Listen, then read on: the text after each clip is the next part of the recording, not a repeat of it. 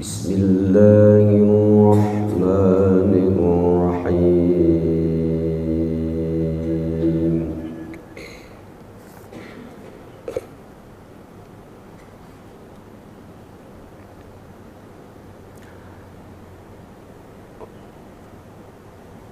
Allahu nurus samawati wal ardh.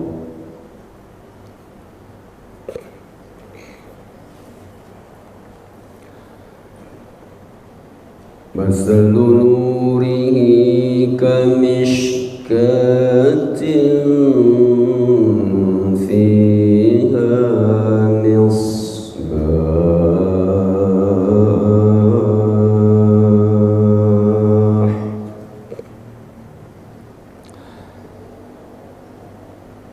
المصباح في زجاجة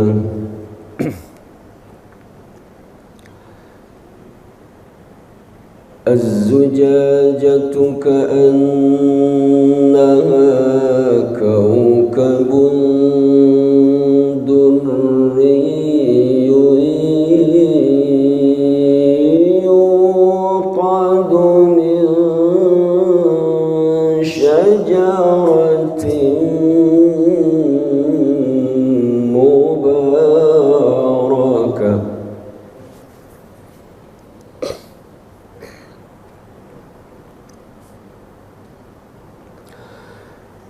يوقد من شجرة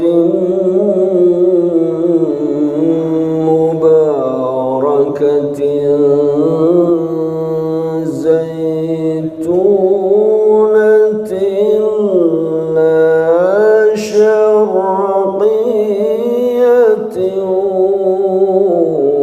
ولا غربية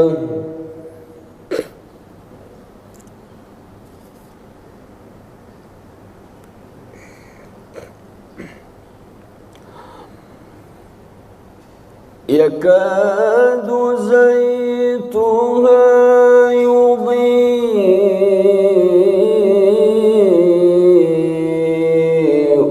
ولو لم تمسسه نار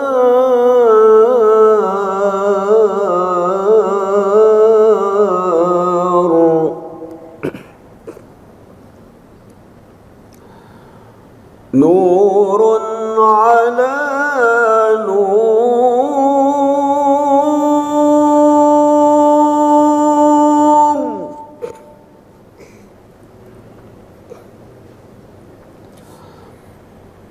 يهدي الله لنوره من يشاء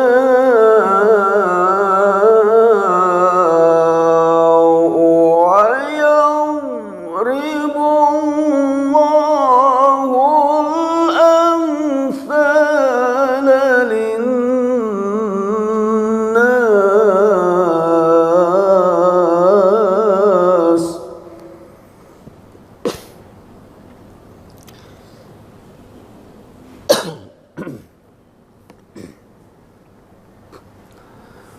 والله بكل شيء عليم.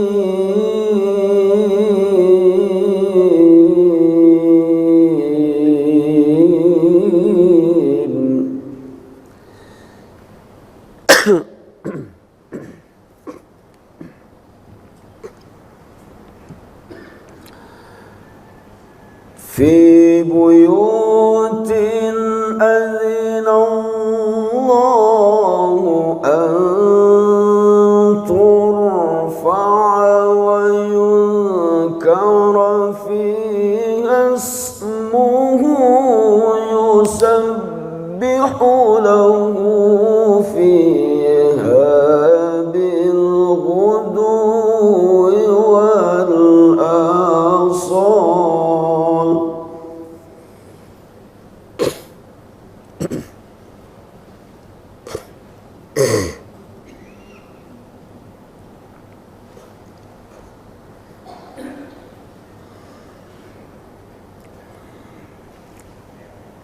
في بيوت أذن الله أن ترفع ويذكر فيها اسمه يسبح له فيها بالغدو والآصال.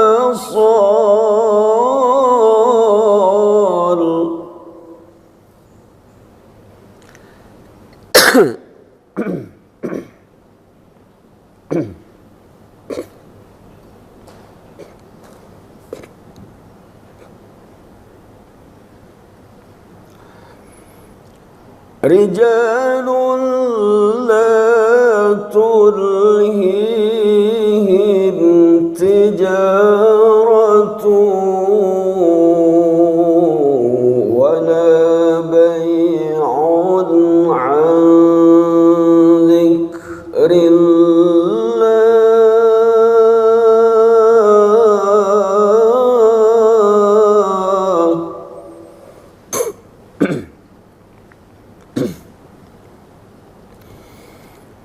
وإقام الصلاة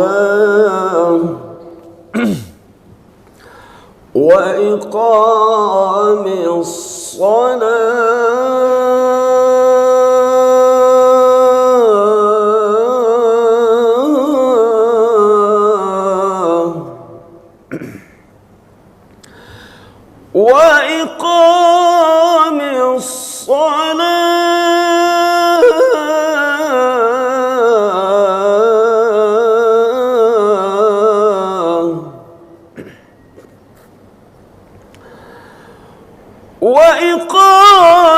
الصلاة وإيتاء الزكاة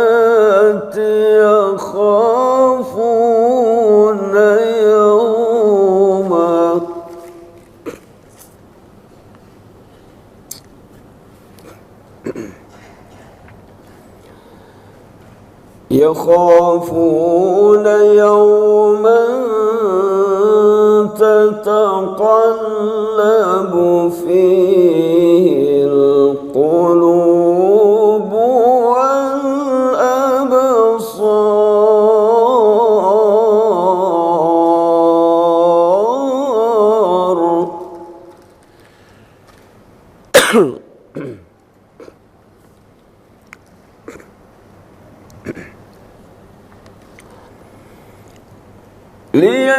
ليجزيهم الله أحسن ما عملوا ويزيدهم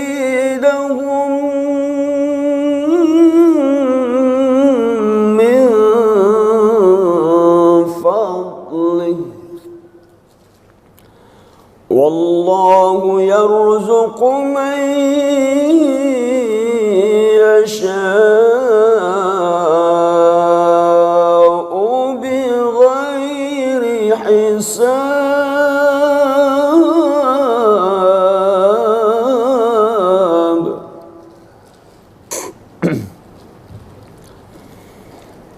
ليجزيهم الله أحسن ما عملوا ويزيدهم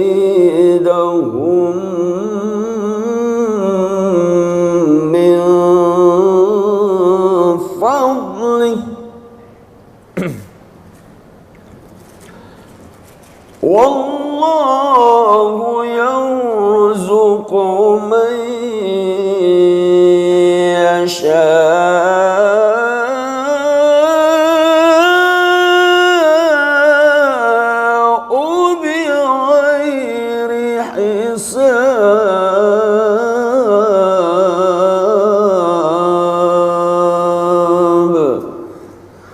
صدق الله العظيم.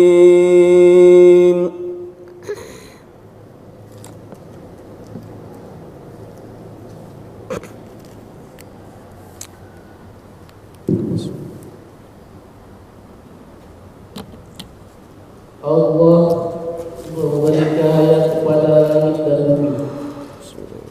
Perumpamaan cahayanya seperti sebuah lubang yang tidak tembus, yang di dalamnya ada pelita besar. Pelita itu di dalam tabung kaca, dan tabung kaca itu bagaikan bintang yang berkilauan, yang dinyalakan dengan minyak dari pohon yang diberkahi, yaitu pohon zaitun yang tumbuh tidak di timur dan tidak di barat, yang minyaknya saja hampir-hampir menerangi, walaupun tidak ditutup api. Cahaya di atas cahaya, berlapis-lapis. Allah memberi petunjuk kepada cahayanya bagi orang-orang yang Dia kehendaki. Dan Allah membuat perumpamaan-perumpamaan bagi manusia. Dan Allah Maha Mengetahui segala sesuatu. Cahaya itu di rumah-rumah yang di sana telah diperintahkan Allah untuk memuliakan dan menyebut namanya. Di sana bertasbih menyuntikkan namanya pada waktu pagi dan petang. Orang yang tidak dilalaikan oleh perdagangan jual beli dari mengingat Allah, melaksanakan sholat dan menunaikan zakat. Mereka takut pada hari ketika hati dan penglihatan menjadi guncang hari kiamat. Mereka melakukan itu agar Allah memberi balasan kepada mereka dengan yang lebih baik daripada apa yang telah mereka kerjakan, dan agar Dia menambah karunia-Nya kepada mereka. Dan Allah memberi rezeki kepada siapa saja yang Dia kehendaki tanpa batas. Dibacakan juga 39-40-nya sekalian. Dan orang-orang yang kafir, perbuatan mereka seperti fata morgana di tanah yang datar, yang disangka air oleh orang-orang yang dahaga. Tetapi apabila didatangi tidak ada apapun, dan didapatinya keselamatan Allah baginya, lalu Allah memberikan kepadanya perhitungan amal dengan sempurna, dan Allah sangat cepat perhitungannya. Atau keadaan orang-orang kafir seperti gelap gulita di lautan yang dalam, yang diliputi oleh gelombang demi gelombang. Di atasnya tidak ada lagi awan gelap. Itulah gelap gulita yang berlapis-lapis. Apabila dia mengeluarkan tangannya, hampir tidak dapat melihatnya. Barang siapa tidak diberi cahaya petunjuk oleh Allah, maka dia tidak mempunyai cahaya sedikit pun.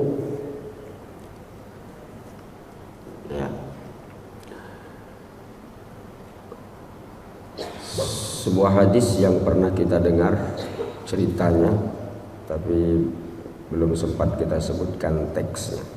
Hadis yang diriwayatkan oleh Imam Muslim, diriwayatkan juga oleh Imam Tabrani, Imam Al-Hakim, Ibnu Hibban, dan diriwayatkan juga oleh Imam Al-Baihaqi. Hadisnya adalah An Ibni Abbas radhiyallahu anhuma. Hadis ini berasal dari Ibnu Abbas, namanya Abdullah bin Abbas, anaknya Abbas, berarti sepupunya Rasul sallallahu alaihi wasallam. Ibnu Abbas bercerita, qala bainama Jibril qa'idun inda Nabi sallallahu alaihi wasallam. Suatu hari Jibril sedang duduk bersama Nabi sallallahu alaihi wasallam. Sami'a naqidan min fawqihi, summa rafa'a ra'sahu. Rasul seketika itu mendengar ada suara pintu terbuka di atas. Sami'a naqidan, sehingga Rasul menongakkan kepala ke atas, seperti ada suara pintu terbuka. Jibril berkata, faqala hadza babun minas sama futihal yauma lam yuftah qattun min qabl. Ini ada pintu yang terbuka dari langit, salah satu dari sekian banyak pintu. Pintu ini tidak pernah terbuka sebelumnya. Kemudian fanazala minhu malakun, turunlah malaikat. Kemudian Jibril mengomentari dan mengantarkan laporannya kepada Rasul. Wa hadza malakun nazala al-yawma wa lam yanzil qattun min qabl. Dan ini ada malaikat yang turun yang sebelumnya dia tidak pernah turun. Semenjak ada dunia itu belum pernah turun itu malaikat, satu-satunya. Kemudian faqala, dan malaikat itu berkata kepada Rasul setelah mengucapkan salam, assalamu alayka ayyuhan nabi wa rahmatullahi wa barakatuh. Rasul menjawab, setelah dijawab, abshir binuraini ya Rasulullah, abshir binuraini ya Rasulullah, bergembiralah engkau wahai Rasulullah dengan dua cahaya, bahwa Allah memberimu, menghadiahkan kepadamu dua cahaya. Abshir ya Muhammad binuraini utitahuma walam yu'tahuma an-nabiyyu min qablika. Engkau telah diberikan dua cahaya ini yang mana tak pernah diberikan kepada nabi sebelummu. Dua cahaya ini adalah hadiah istimewa yang tidak pernah diberikan kepada nabi sebelum engkau. Apa itu? Kata malaikat yang membawanya, Fatihatul Kitab. Nur yang satu, Fatihatul Kitab. Fatihatul Kitab bahasa kitanya suratul Fatihah atau Ummul Kitab atau Sab'un minal Masani dan sekian banyak namanya. Salah satunya An-Nur, namanya adalah Fatihah. Dan satu lagi, nur yang satu lagi, min khawatimi suratil Baqarah, penutup surah Al-Baqarah. Al-Fatihah yang kita kenal dengan 7 ayatnya, dan khawatimu suratil Baqarah yang juga kita kenal dengan 7 patahannya. Ayat 286, la yukallifullahu nafsan illa wus'aha laha ma kasabat wa 'alaiha maktasabat. Rabbana la tu'akhizna in nasina aw akhtana. Rabbana wa la tahmil 'alaina isran kama hamaltahu 'alal ladzina min qablina. Rabbana wa la tuhammilna ma la taqata lana bih. Wa'fu 'anna waghfir lana warhamna. Dan yang ketujuh, fansurna 'alal qaumil kafir. 7 patahan kalimat itu disebut sebagai nur atau cahaya. Kemudian malaikat itu menutup pembicaraannya dengan mengatakan, lan taqra'a harfan minhuma, lan taqra'a harfan minhuma illa u'titah. Tidaklah engkau membaca satu huruf dari dua nur itu, baik Al-Fatihah maupun akhir Al-Baqarah, melainkan Allah akan mengkabulkan segala apapun yang kau hajatkan.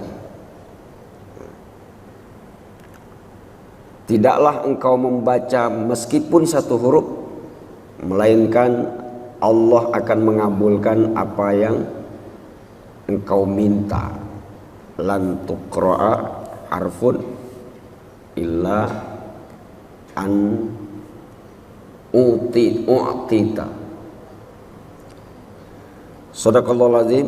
Hadis ini sekali lagi diriwayatkan oleh Muslim, diriwayatkan oleh, di kitab lain juga kita akan ketemu diriwayatkan oleh Imam Tabrani, di kitab Mustadrak Imam Al-Hakim An-Nisaburi juga diriwayatkan, dan juga diriwayatkan juga hadis ini di dalam kitabnya Baihaqi dan juga Ibnu Hibban. Shadaqallahul azim wa shadaqa rasulun nabiyil karim wa nahnu ala dzalika minasyahidin. Alhamdulillahi rabbil alamin. Hamdan yuafi ni'amahu wa yukafi'u mazidah. Ya Rabbana lakal hamdu kama yanbaghi li jalali wajhika wa li'azimi sultanik. Alhamdulillahi rabbil alamin alladzi bi ni'matihi tatimmus shalihat. Alhamdulillahi rabbil alamin ala kulli hal wa fi kulli hal. Allahumma salli wa sallim wa barik ala habibina wa syafi'ina wa qurrati a'yunina wa maulana Muhammadin wa ala alihi wa ashabihi ajma'in. Apa hubungan ayat yang tadi kita baca surat An-Nur dengan dua ayat yang terakhir yang menjadi nuraini atau dua cahaya? Al-Fatihah dengan akhir Al-Baqarah.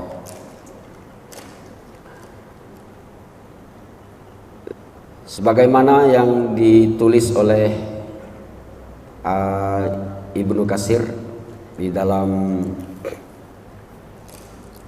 An-Nihayah wal Bidayah, Al-Bidayah wal Nihayah, yaitu, saya ulangi lagi aja ceritanya, bahwa iblis itu atau setan secara keseluruhan, dia stres, kepanasan kalau melihat hamba-hamba Allah ini beribadah, taat, apalagi bertakwa, menjalankan segala perintahnya dan menjauhi segala larangannya.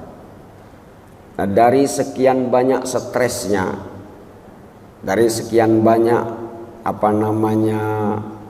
galaunya iblis itu, ada 4 peristiwa yang membuat dia stresnya stres berat, sampai stroke, sampai sakit, sampai pingsan, sampai sakitnya lama. Khususnya iblis. Iblis itu artinya satu-satunya pemimpin setan. Iblis itu yang tidak tunduk kepada perintah Allah untuk respected kepada Nabi Adam. Nah, itu namanya iblis. Dia dari jenis jin. Kemudian tatkala disuruh sujud, semua sujud kecuali dia yang satu-satunya. Nah, dia ini yang minta ditangguhkan oleh Allah, dari Allah Subhanahu wa taala sampai hari kiamat. Hanya yang satu itu. Rabbi anzirni ila yaumi yub'atsun. Ya Allah, tangguhkan aku. Berarti yang ditangguhkan itu cuma satu aja, iblis itu. Sedangkan keturunan-keturunannya, murid-muridnya, santri-santrinya pengikut-pengikutnya itu tetap akan mengalami mati, cuma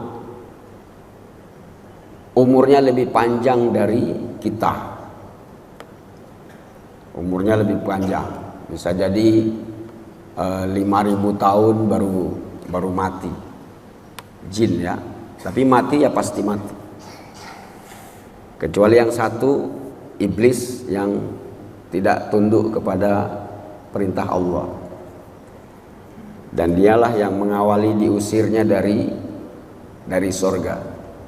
Bagaimana jin-jin yang patuh, yang waktu itu ikut sujud, ya tidak dikeluarkan, mereka sudah tetap di surganya Allah. Yang dikeluarkan itu cuma yang satu itu, bersama Nabi Adam, bersama Siti Hawa. Nah yang ini yang kita ceritakan, dia selalu stres. Dari sekian banyak stresnya itu, dia lebih mengalami 4 hal. Satu, tatkala dia dilaknat oleh Allah sebab tidak mau sujud kepada Adam. Yang kedua, saat dia diusir dari surga bersama Nabi Adam. Wah, itu stres berat. Yang ketiga, saat dilahirkannya Rasulullah sallallahu alaihi wasallam. Saat dilahirkannya Rasulullah sallallahu alaihi wasallam, dia stres, pingsan, konon sakitnya sampai 100 tahun. Sakitnya sampai 100 tahun. Oh. Lahirnya Rasul, berarti 100 tahun kemudian baru dia sembuh. Terus kalau dia sakit gimana? Oh, tenang aja. Dia kan sudah banyak murid, sudah banyak santri. Tinggal dia suruh aja santri-santrinya untuk menggoda anak Adam, untuk menggoda kita. Yang jelas, mulai dari Rasul dilahirkan tahun 571, dia baru sembuhnya itu 671. Baru sembuh dari sakitnya, gara-gara hadirnya Rasulullah. Terus yang menggoda Abu Jahal, Abu Lahab siapa? Ya, murid-muridnya gitu. Yang sakit kan cuma pemimpinnya doang. Kemudian dia stres berat lagi tatkala turunnya surat ini, suratul Fatihah. Tatkala turunnya suratul Fatihah. Stres dia. Dari dua peristiwa yang belakang, lahirnya Rasul dan lahirnya turunnya suratul Fatihah, dua-duanya bernama Nur, ya kan? Al-Fatihah tadi namanya Nur, Rasulullah itu namanya juga Nur. Di antara sekian banyak nama Rasulullah adalah Rasul, dia adalah Nur. Dia adalah Al-Hadi, dia adalah Yasin, dia adalah Toha, dia adalah Ahmad, dia adalah Muhammad, dia adalah Bashir, dia adalah Nazir, dia adalah Syahid, dia adalah. Rasul itu punya nama juga sama 99 nama. Nama Rasulullah sallallahu alaihi wasallam. Namanya disebut dengan Al-Asma Al-Mahmudah. Al-Asmaul Mahmudah, nama-nama yang terpuji. Kalau Allah 99 punya nama, namanya Al-Asmaul Husna. Rasul adalah nur dan Al-Fatihah juga nur. Mungkin karena kedua-duanya juga adalah nur, maka itu yang menyebabkan iblis ini stres. Rasul dinamakan Nur karena dia adalah nur yang menjadi sumber terciptanya dunia dan seisinya. Dunia kita ini dicipta dari mana? Sumbernya Nurun Nabi sallallahu alaihi wasallam atau Nur Muhammad. Allah yang menyinari dunia dan seisinya ini, itu nurnya ditransfer ke Rasul sallallahu alaihi wasallam. Awal mulanya tercipta segala sesuatu itu Allah mencipta terlebih dahulu Nur Muhammad dari Nurullah. Dari Nur Muhammad itu terciptalah satu Lauhun Mahfuzun namanya. Apa? Lauhun Mahfuz yang kita suka sebut dengan Lauhil Mahfuz. Atau di dalam Al-Qur'an fi Lauhim Mahfuz. Apa itu Lauhun Mahfuz? Lauhun Mahfuz itu bahasa kitanya tempat untuk dicatatnya sesuatu. Nah, gitu. Lauhun itu kalau bahasa kitanya di zaman Orde Lama itu grip. Grip itu apa? Batu tulis. Nah, batu tulis itu bahasa Arabnya lauhun. Lembaran atau tempat di mana kita bisa menuliskan sesuatu itu namanya lauhun. Lembaran itu terjaga, maka disebut dengan Lauhul Mahfuz. Mahfuz itu artinya terjaga. Hafiz itu artinya yang menjaga. Hafizul Quran itu artinya yang menjaga Al-Quran. Mahfuz itu artinya yang terjaga. Lauhun Mahfuz, lembaran yang terjaga. Setelah menciptakan lauhun, kemudian diciptakan yang kedua. Pakai apa nulisnya? Pakai pulpen, namanya kolam. Nah, Allah Subhanahu wa taala bersumpah nun wal qalami wa ma yasturun. Setelah diciptakan kolam, pulpennya ada, kertasnya ada. Terus apa yang berikutnya? Ya, yang akan dituliskan itu namanya qadar atau takdir. Nah, yang dituliskan itulah yang namanya Al-Quran. Segala yang akan difirmankan oleh Allah ditulis oleh kolam ke lembaran Lauhil Mahfuz. Maka tiga hal yang tercipta sebelum terciptanya segala-galanya setelah Nur Muhammad itu adalah apa tadi? Lauhun, kemudian kolam, kemudian tulisan kolam itu di atas lauhun yang akan menetapkan segala sesuatu yang kita sebut dengan takdir atau qadarullah. Nah, dari situ baru tercipta apa yang diciptakan pertama kali, arasnya. Allah menciptakan arasnya dulu, terus sampai ke akhiratnya segala lapisan langit.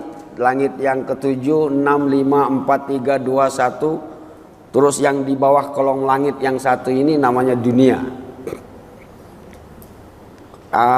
Sebelum menciptakan lapisan yang ketujuh, yang terlebih dahulu Allah ciptakan dulu surganya dan nerakanya.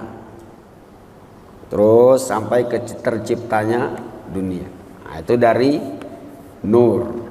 Muhammadnya adalah nur, kemudian yang tertulis itu juga disebut dengan nur, namanya Al-Quran. Al-Quran ini namanya nur. Al-Fatihah dinamakan juga nur. Di dalam Al-Quran ada surah An-Nur, surat cahaya. Al-Quran itu namanya nur, Al-Fatihah itu juga namanya nur. Pernah kita berdoa, Allahumma arhamna bil Quran waj'alhu lana imaman wa nuron wa hudan wa rahmah. Bapak Ibu rahimakumullah,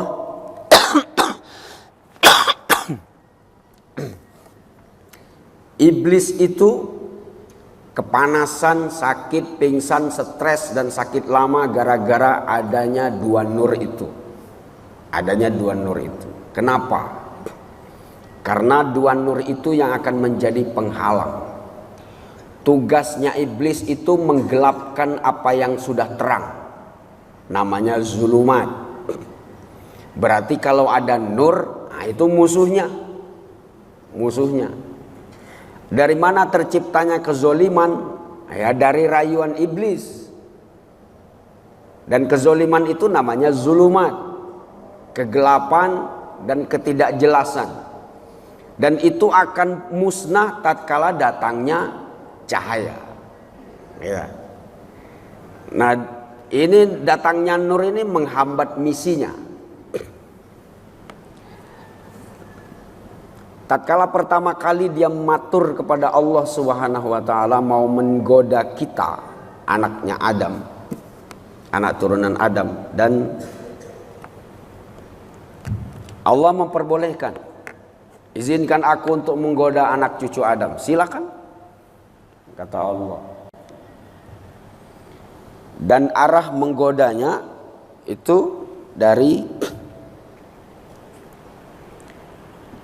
6 arah.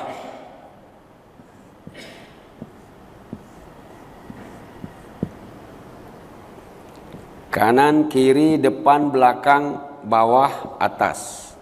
Ya kan? Kanan, kiri, depan, belakang,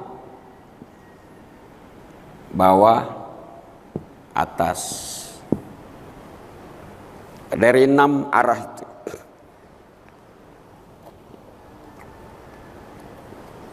Iblis itu mau goda kita minta izin dulu sama Allah, bayangin. Artinya apa?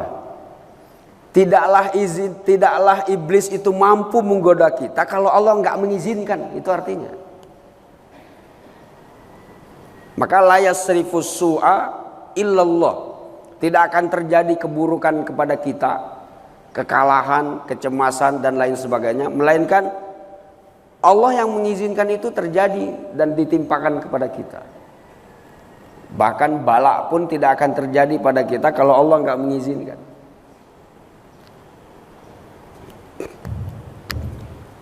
Aku mau menggoda anak Adam wa min aimanihim. Oke, silakan. Wa an syama'ilihim. Oke, silakan dari sebelah kirinya. Dari depan mereka. Oke. Wa min khalfihim, oke, silakan. Wa min tahti arjulihim. Ini semuanya ada dalam Al-Quran. Silakan. Nah, tatkala dia minta wa min fauqihim, yang ini sekalian ya Allah. Untuk arah ke atas ini kata Allah, no, jangan. Arah ke atas jangan.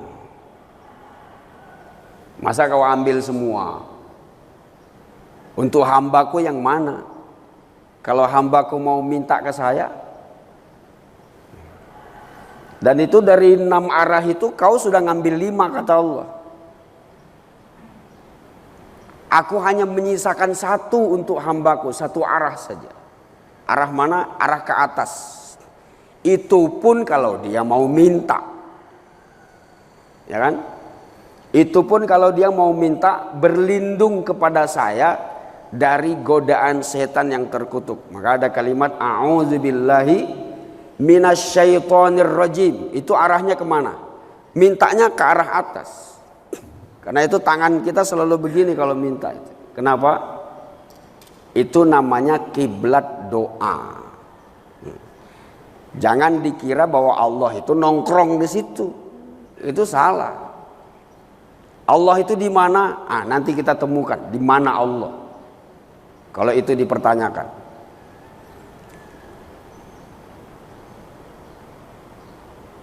Kalau di bawah kita sujud nih. Tatkala kita sujud, Allah itu paling dekat jaraknya dengan hambanya, ya kan? Ah gitu. Oh berarti Allah di situ dong. Bukan Allah di situ, tapi itu adalah kiblat sujud. Jadi kita sujud itu kiblatnya di situ. Doa itu kiblatnya ke sana. Gak ada kita doanya kiblat ke depan. Ya Allah, kan gitu. Ya namanya minta itu ya kayak begini. Minta itu begini. Terus sujud ke belakang, nggak bisa. Sujud itu harus ke bawah. Mekah Ka'bah itu kiblatnya sholat. Gitu. Jangan dikira bahwa kiblatnya di mana ada kiblat di situ ada Tuhan. Oh, enggak. Itu kiblatnya aja. Emang disebut Baitullah itu Allah nongkrong di dalam situ, di kubus yang begitu? Enggak juga. Bagaimana kalau bilang wa huwa ma'akum aina ma kuntum? Allah itu bersama kalian di mana kalian berada. Kan bingung lagi? Bagaimana kalau dibilang huwa aqrabu ilaihi min hablil warid? Allah itu dekat dengan Anda, lebih dekat dari urat nadimu. Oh, berarti ada di sini.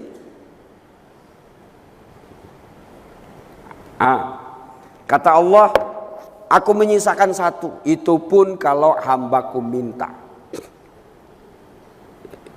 Jadi mulai dari zaman Nabi Adam sampai ke Nabi Isa alaihissalam, sampai ke 570 Masehi, itu iblis tenang aja, meskipun masih disisakan satu itu tenang aja. Dia akan merayu orang bagaimana supaya orang tidak mau minta kepada Allah untuk berlindung dari godaannya. Dan itu berhasil. Berhasil. Tatkala lahirnya Rasulullah, pleng. Wah ini bahaya ini. Kenapa? Apalagi turunnya suratul Fatihah. Oh itu lebih bahaya lagi. Ngamuk-ngamuk dia. Stres. Kenapa? Yang selama ini dia kerjakan pasti akan terhalang. Kenapa? Yang namanya Muhammad itu tidak sama dengan nabi-nabi sebelumnya. Rasulullah itu adalah sosok yang mau mengedepankan dirinya demi membela umatnya. Nah, itu cirinya. Jadi tatkala umatnya susah untuk kesini, minta kepada Allah, ayo tak bantu, kata Nabi. Tinggal kau sebut namaku saja. Ya kan? Kalau mau minta kepada Allah, nggak gampang kita untuk minta kepada Allah itu. Kata Rasul, tidaklah permintaan seorang hamba akan segera dikabulkan oleh Allah Subhanahu wa taala, melainkan dengan menyertakan namaku dalam mintanya. Nah, karena itu sebelum kita berdoa, itu setelah kita membaca alhamdulillahirabbil alamin, dan itu perwakilan dari suratul Fatihah, jangan lupa untuk berselawat Allahumma sholli ala sayyidina Muhammad wa ala ali sayyidina Muhammad. Gitu. Kalau mau berdoa jangan lupa untuk nyebut dua kalimat itu. Kenapa? Karena dia adalah dua nur. Tatkala kita menyebut alhamdulillahirabbil alamin, itu mewakili suratul Fatihah. Artinya sebelum kita minta kepada Allah, udah disenterin dulu dari sini, peng. Jadi jalurnya itu lempeng. Kenapa? Jalannya sudah ada. Dan yang dituju sudah jelas. Kenapa? Karena dicahayai, disinari oleh Al-Fatihah. Ditambah lagi Allahumma sholli ala sayyidina Muhammad, peng. Oh lebih terang lagi. Emang apa gunanya iblis? Gunanya iblis itu adalah untuk menutupi jalur ini, untuk menggelapkan supaya nggak tembus. Ya, karena itu gara-gara ada dua nur itu, dia kelimpungan. Susah saya untuk menembus Kalau hamba Allah itu, kalau kita ini rajin berta'awuz, ya, minta perlindungan kepada Allah, udah dia. Apalagi kita membaca minta perlindungan itu dengan membaca Fatihah dan dengan membaca selawat kepada Rasulullah Sallallahu Alaihi Wasallam. Karena itu dua kalimat itu menjadi wasilah doa. Adab dari doa itu juga ditempelkan sebagai wasilah. Tahu wasilah? Wasilah itu bukan pengantar. Wasilah itu artinya sarana yang bisa mendorong kita untuk dikabulkannya doa itu. Nah, jangan nggak dipakai sarana itu. Nyampai sih jalan kaki dari rumah ke sini. Tapi kalau ada motor kenapa enggak? Nah, motor itu namanya wasilah. Untuk lebih mempercepat jalan kita supaya cepat sampai. Motor ada, nyampe sih. Tapi mobil lebih bagus. Kenapa? Nanti kalau hujan nggak kehujanan. Nah, mobil itu namanya wasilah.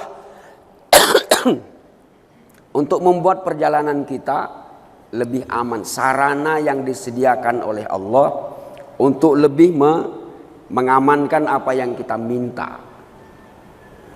Dan itu juga mempercepat terkabulnya jika dua nur itu dipakai di dalam doa.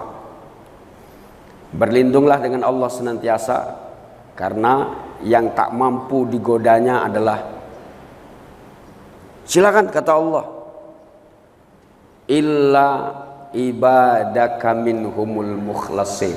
Nah, itu diakuin sama iblis. Siapa hambanya yang tidak mampu digoda adalah hamba Allah yang ikhlas, segala-galanya disandarkan kepada Allah Subhanahu wa taala. Wa ala rabbihim yatawakkalun. Bagi hambanya yang selalu tawakalnya bergantung kepada Allah, yang Allahus Somad, hanya Allah sandarannya, hanya Allah tempat bergantungnya, repot dia. Tambah stres tuh. Nah, kita dengan menerima dua nur itu, Al-Fatihah dan Rasulullah, disebutkan oleh Allah dalam Al-Quran, fabizalika falyafrahu huwa khairun mimma yajma'un. Dengan turunnya suratul Fatihah dan dengan hadirnya Rasul dalam kehidupan kita, layak bagi kita untuk bergembira. Kenapa? Iblis stres, makanya kita gembira.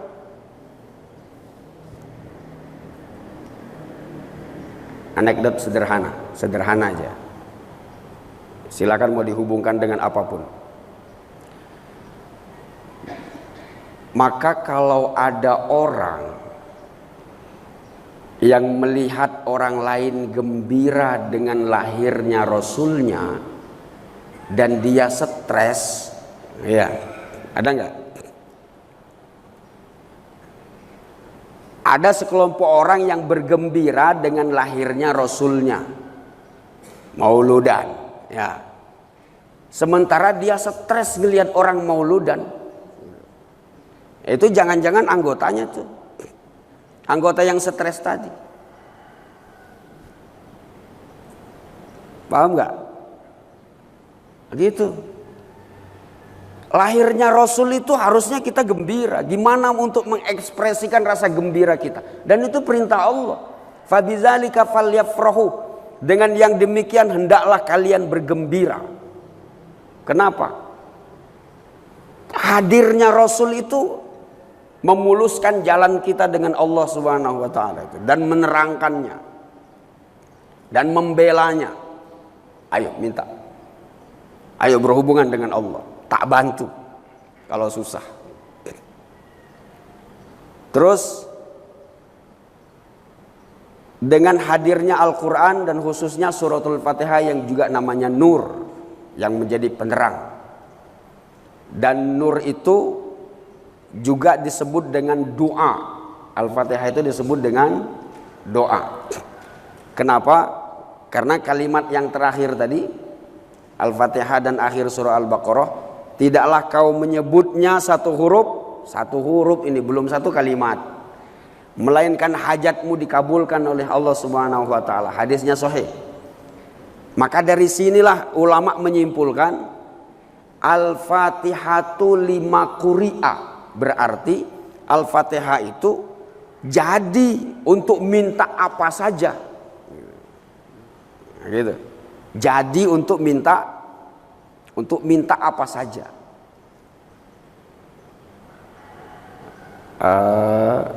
Teman kita sakit, di rumah sakit, lagi dioperasi. Mari kita doakan semoga sembuh, semoga pulih kembali dan bertemu dengan kita. Terus ujungnya apa? Al-Fatihah. Gitu ya. Oh, berarti Al-Fatihah itu memformat isi doa yang kita mungkin gak mampu untuk merangkai katanya dengan bahasa Arab. Dengan bahasa Arab loh. Allahumma rabban nas azhibil ba'sa isfi antas syafi la shifaa illa shifauka shifaun la yughadiru saqama. Allahumma shfihi shifaan taman. Bisa nggak ngapalin gitu? Susah kan? Nah, sebut aja maunya apa kita dengan orang yang sakit itu. Mau disembuhkan apa sekalian mau dimatikan? Nah, tinggal baca Al-Fatihah aja. Maka semua apa yang kita inginkan sudah diformat di situ. Mari kita doakan almarhum diterima oleh Allah Subhanahu wa taala di sisinya, ya kan? Diterima amal solehnya, diampuni dosanya, dirahmati kuburnya, dibahagiakan di sisinya dan sebagainya. Terus ujungnya ala hazinnya Al-Fatihah. Itu artinya seabrek-abrek doa mayat itu diringkas dengan 7 ayat. Allahumma fir lahum warhamhum wa'afihim wa'fanhum wa karim zulhum wa simudaqallahum wa jalla jannah maswahum la takhrim najrahum wa la tifna ba'dahum waghfir lana wa lahum Allahumma ja'al quburahum rawdah min ridwan. Panjang kan? Hafal enggak? Enggak hafal. Al-Fatihah aja. Gitu. Apalagi Jumatan ya. Yang menyumbang mudah-mudahan diluaskan rezekinya, yang belum bisa Jumatan disehatkan, semoga Jumat depan bisa hadir. Terus ujungnya Al-Fatihah. Mari supaya perjalanan kita ini lancar. Hafal nggak doa perjalanan? Subhanallazi sakhkhara lana hadza wa ma kunna lahu muqrinin wa inna ila rabbina lamunqalibun. Allahumma hawin alaina safarana hadza wa atmi'an. Hafal enggak? Enggak hafal kan? Tinggal minta aja. Lancarkan perjalanan ini, sampaikan ke tujuan. Al-Fatihah. Jadi kita menggunakan Al-Fatihah naplok kemana-mana. Itu ada yang stres. Ada nggak orang yang stres mendengar itu? Apa-apa Fatihah, apa-apa Fatihah, ya kan? Habis sholat Al-Fatihah gitu. Doa yang panjang yang mau kita ucapkan itu ya ringkasannya itu Al-Fatihah 7 ayat itu. Ada yang stres nggak? Sekalian aja baca Al-Baqarah katanya gitu. Habis sholat Al-Fatihah. Doa ini nih Al-Fatihah. Ini Al-Fatihah. Ada nggak yang stres? Ada yang stres itu. Nah, yang stres Al-Fatihah digunakan di mana-mana. Nah, itu juga jangan-jangan itu. Anggota yang tadi, anggota yang stres itu. Gara-gara turunnya Al-Fatihah dan gara-gara lahirnya Rasulullah sallallahu alaihi wasallam. Bapak Ibu rahimakumullah. Nur yang Allah berikan kepada kita itu saat ini kemungkinan dia menjadi redup. Di mana Allah memberikan nur kepada kita? Allah nurus samawati wal ard. Nah, berarti ke kita juga kan? Masalun nurihi kamishkatin fiha misbah. Al misbahu fi zujajah. Az-zujajatu ka'annaha kawkabun durriyun yuqadu min syajaratin mubarakah. Zaitunatin la syarqiyatin wala gharbiyah. Yakadu zaituha yudhi'u walau lam tamsas hunar. Nurun ala nur. Yahdillahu linurihi may yasha wa yadribullahu al-amsala lin-nas wallahu bikulli syai'in alim. Ada 7 lapis juga di situ. Ada 7 lapis dan 7 lapis juga yang tadi akhir surah Al-Baqarah, dan 7 lapis juga suratul Fatihah 7 ayat. Ada apa dengan ini? Ternyata tatkala Allah memasukkan nur dalam diri kita dan itu disimpan di dalam tempat yang namanya hati. Di mana? Di dalam hati, itu melalui 7 lapis hati kita.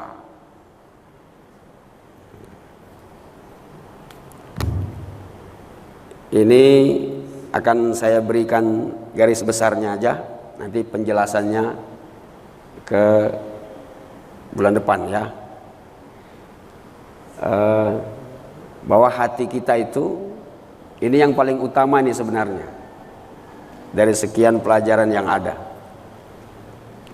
Bagaimana menjaga nur yang ada diberikan oleh Allah ke dalam diri kita, supaya lapisan-lapisan itu tidak tertutupi oleh zulumat, oleh kezoliman, sehingga nur yang Allah berikan kepada kita itu bisa membias kepada apa yang ada di luar, bisa membias kepada perilaku, kepada apa yang mau kita omongkan, kenapa? Karena nur itu adalah unsur uluhiyah.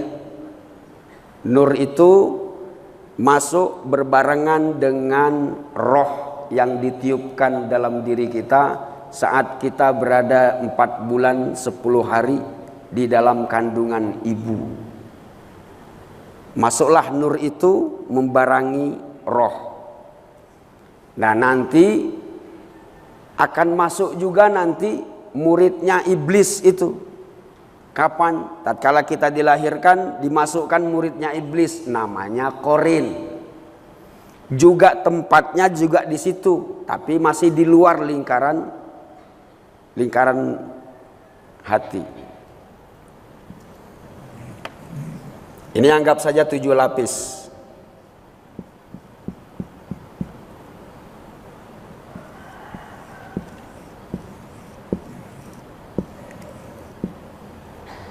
Tujuh lapis. Hati kita itu 7 lapis. Lapisan yang paling atas adalah sodrun. Sodrun. Lapisan keduanya kolbun. Lapisan ketiganya fuadun. Lapisan keempatnya syaraf. Lapisan kelimanya lub.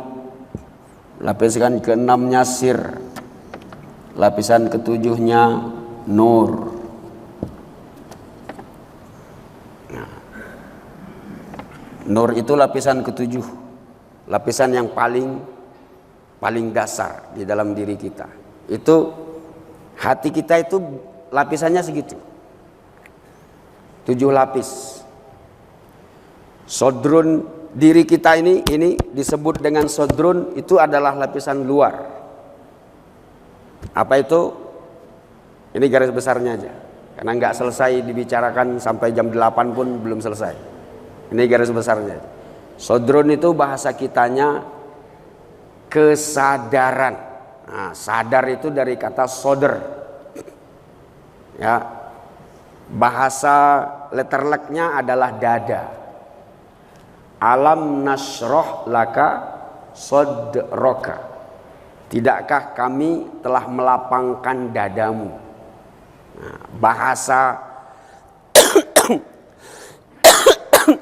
bahasa hakikatnya atau bahasa filsafatnya atau bahasa sufinya, tidakkah kami sudah menyadarkan hatimu?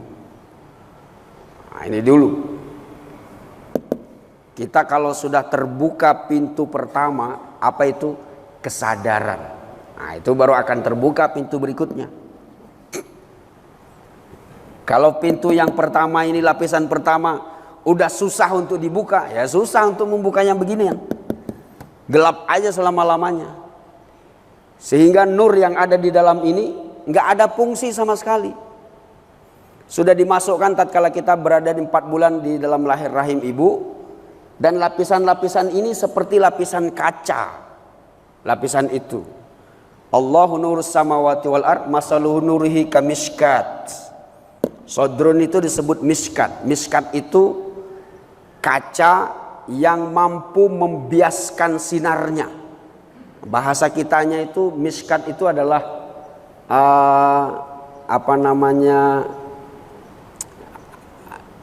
lampu yang biasa, terus tatkala dikasih itu menjadi lebih terang. Apa namanya? Merkuri itu loh. Kaca apa namanya?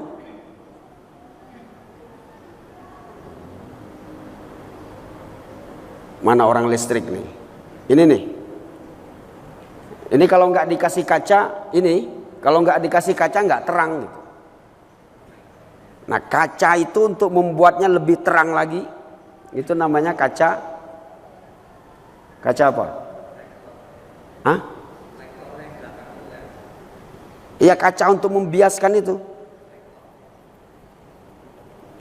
Miskat namanya.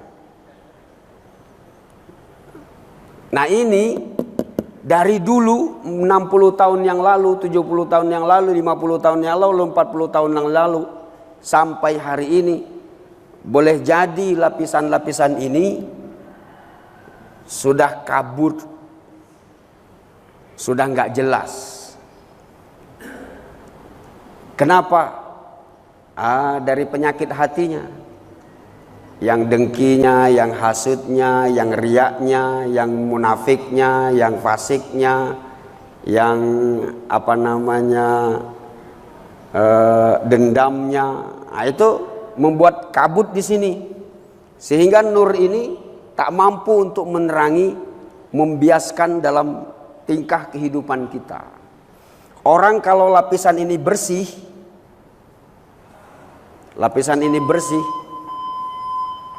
segala apa yang dibuatnya adalah persis seperti apa yang dimaui oleh Allah Subhanahu wa taala. Nanti bulan depan kita akan jelaskan.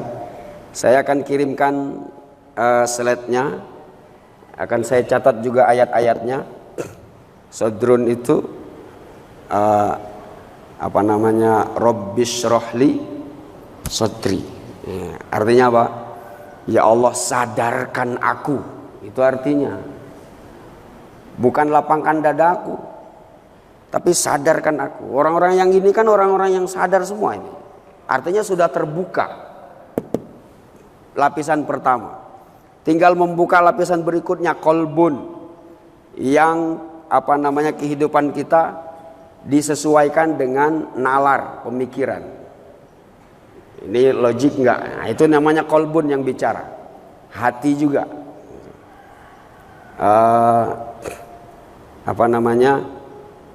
Walaqad zara'na li jahannama katsiran minal jinni wal insi lahum qulubun la yafqahuna biha. Nanti kalau ini sudah kebuka, baru membuka lapisan yang dalamnya lagi, namanya fuad.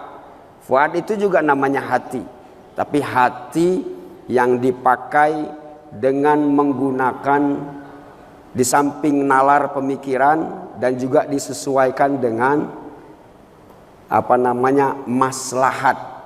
Nah, maslahat ya masuk akal, tapi kalau nggak maslahat itu namanya nggak tembus fuad. Ya. Dalam Al-Quran itu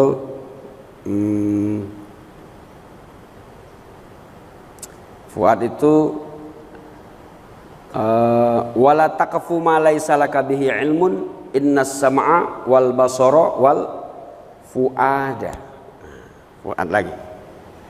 Kalau sudah itulah dapat, baru lapisan berikutnya syarab namanya. Tatkala akal pikir, tatkala hati kita dihubungkan dengan ini syarab itu hati yang dalam. Hati yang dalam. Tatkala hati kita dihubungkan dengan rasa, itu namanya syaraf. Di dalam surat Yusuf ada. Nah, di bawahnya lagi namanya lubbun. Lubbun itu bahasa kitanya lubuk. Nah, lubuk itu artinya lubuk hati yang paling dalam. Itu namanya lapisan yang kelima. Kalau sudah sampai ke situ, Anda sudah aman dalam hidup ini. Kenapa? Karena lubun itu singularnya, pluralnya adalah albab. Tahu ulul albab? Siapa dia? Allazina yazkurunallaha qiyaman wa qu'udan wa ala junubihim wa yatafakkaruna fi khalqis samawati wal ardh. Kalau sudah sampai ke sini sudah aman itu. Tinggal menyibak lapisan yang keenam. Apa itu? Sir. Ada rahasia antara kita dengan Allah. Apa rahasianya? Nanti kita kasih tahu. Kita punya rahasia sebenarnya. Kalau kita memahami ada rahasia antara kita dengan yang kita cintai, kalau kita paham, nggak perlu ditanya itu. Ya, kita mencintai istri, rahasia-rahasia yang ada di dalamnya tahu nggak? Harus tahu. Kalau nggak tahu gimana ceritanya? Kalau istri kita lagi begini, pasti nih gara-gara ini. Kan itu artinya rahasia. Kalau istri kita lagi begini, pasti nih gara-gara ini. Kalau istri kita lagi sakit atau lagi bahagia, itu namanya rahasia. Nah, kalau rahasia itu sudah terkuak dan terbuka, antara kita itu tidak perlu komunikasi kalau butuh. Cukup dengan isyarat aja. Ya. Tahu nggak rahasianya kenapa istri lagi cemberut? Ya kan? Nah, masing-masing tahu. Kalau saya, ini minta beliin hadiah ini kayaknya. Gampang gitu. Nggak usah dia minta. Kalau kita sudah tahu rahasia dengan Allah dan Allah juga sudah tahu dengan rahasia dengan kita nggak usah menadah tangan teriak-teriak untuk meminta sesuatu. Cukup terbersit di dalam hati. Set. Jadi. Ya kan? Orang kalau sudah terkuak sirnya, rahasianya, secret itu namanya. Maka ya Allah, pengen makan sate, kira-kira gitu ya. Tahu-tahu ada yang ngantarin sate. Itu namanya sudah terbuka ini. Ya Allah, ini gimana cara mendapatinnya? Nggak minta sama Allah, cuma ngomong begitu doang. Tahu-tahu ada. Ya, gitu. Nah, ini perlu proses dan harus kita jelaskan lebih dalam lapisan-lapisan itu sesuai dengan lapisan Al-Fatihah yang 7, kemudian akhir Al-Baqarah juga yang 7, yang surat An-Nur ayat 35 juga 7. Nanti akan dihubungkan dengan Bismillahirrahmanirrahim. Alhamdulillahirabbil alamin, Arrahmanirrahim, Maliki yaumiddin, Iyyaka na'budu wa iyyaka nasta'in, Ihdinas siratal mustaqim, siratal ladzina an'amta 'alaihim ghairil maghdubi 'alaihim waladdallin. Amin. Sampai ketemu bulan depan, insya Allah. Akan saya kirimkan slide-nya, nanti dibagi kepada jemaah, tinggal dipelajari. Nanti baru kita dalami, kita jelaskan. Subhanakallahumma bihamdika asyhadu an la ilaha illa anta astaghfiruka wa atubu ilaik. Wassalamualaikum warahmatullahi wabarakatuh.